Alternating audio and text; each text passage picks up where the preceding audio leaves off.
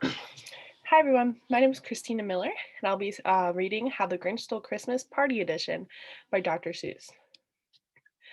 Every Who down in Whoville liked Christmas a lot, but the Grinch, who lived just north of Whoville, did not. The Grinch hated Christmas the whole Christmas season. Now please don't ask why. No one quite knows the reason. It could be that his head wasn't screwed on just right. It could be perhaps that his shoes were too tight.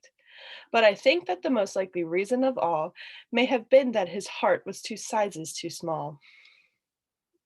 But whatever the reason, his heart or his shoes, he stood there on Christmas Eve, hating the Who's, staring down from his cave with a sour, grinchy frown at the warm lighted windows below in their town. For he knew every Who down in Whoville beneath was busy now hanging a mistletoe wreath.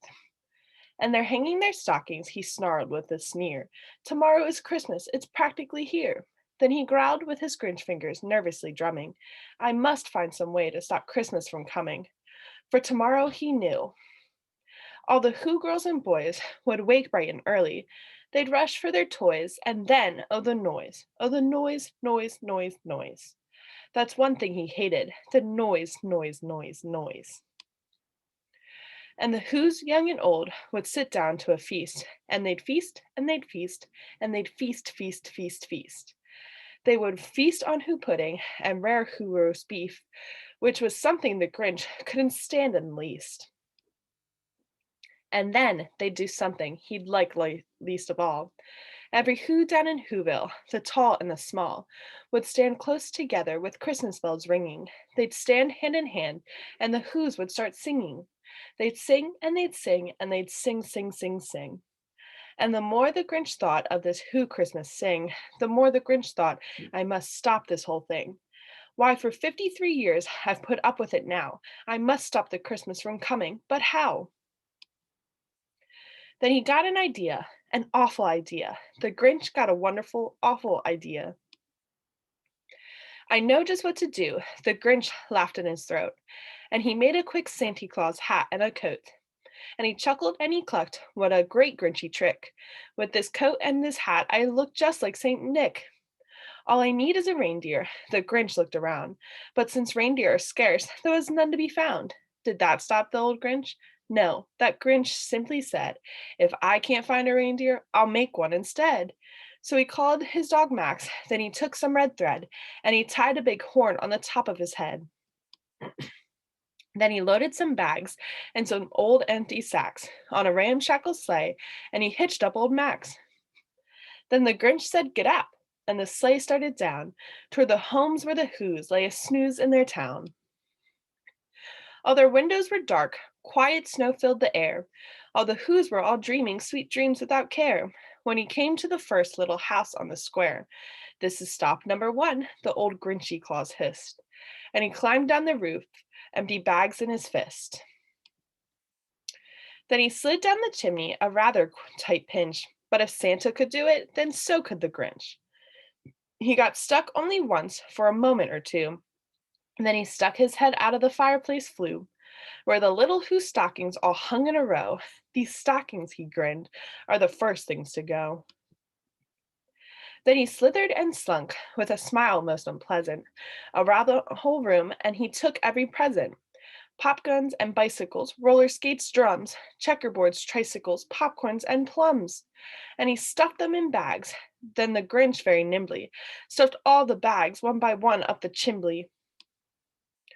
Then he slunk to the icebox. He took the Who's feast.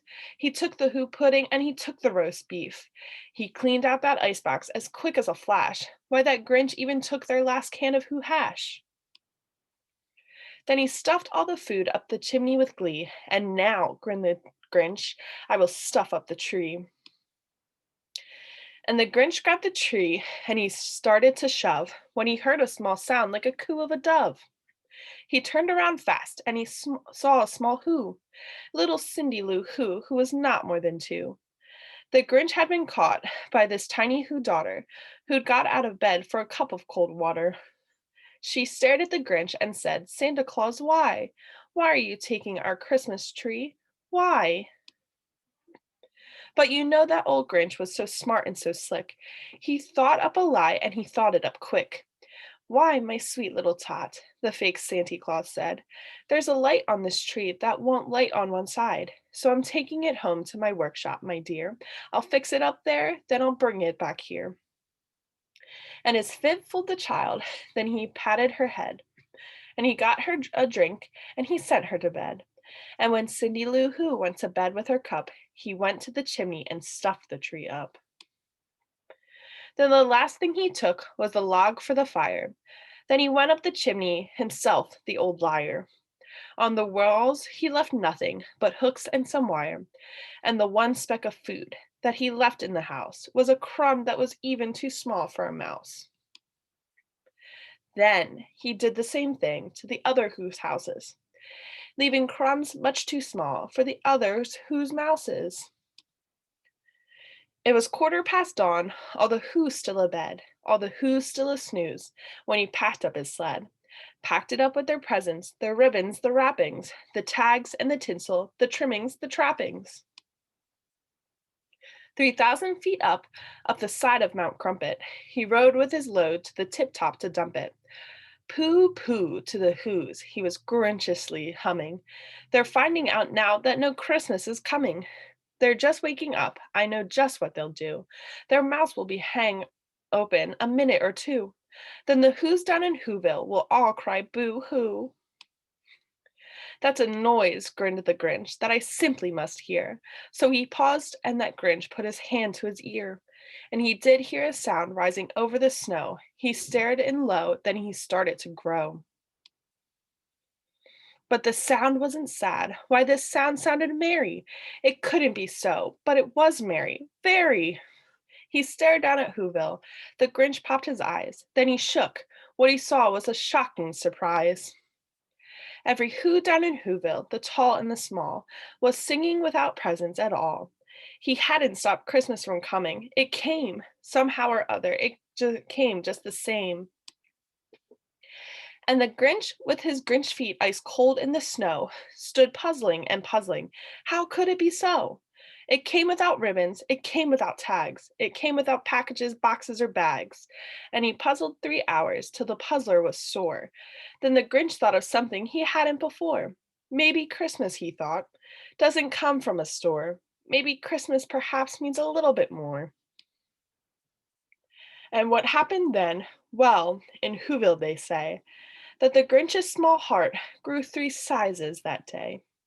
And the minute his heart didn't feel quite so tight, he wheezed with his load through the bright morning light. And he brought back the toys and the food for the feast. And he, himself, the Grinch, carved the roast beef.